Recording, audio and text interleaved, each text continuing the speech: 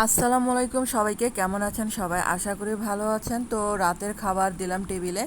আর এই যে দুপুরে রান্না করেছিলাম কচুর ডাটা যেটা সেটা রান্না করেছিলাম, তারপরে যে আম ডাল রান্না করেছিলাম, এগুলো দিলাম টেবিলে।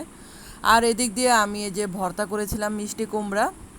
তো এটা দিয়ে আজকে অনেকগুলো ভাত খেলাম, অনেক অনেক পছন্দের এই খাবারটা।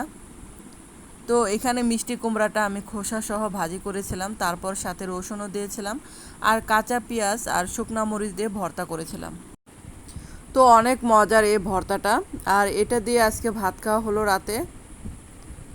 তো এখন এই যে গরম ভাতের সাথে বসে পড়লাম এই ভর্তাটা নিয়ে। আর আমার চ্যানেলে যদি আপনারা নতুন হয়ে থাকেন, চ্যানেলটাকে সাবস্ক্রাইব করে পাশে থাকার অনুরোধ রইল।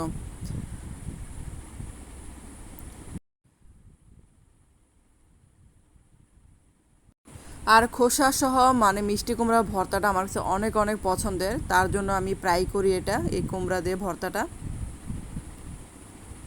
তো ধন্যবাদ সবাইকে এতক্ষণ আমার ভিডিওটা দেখার জন্য।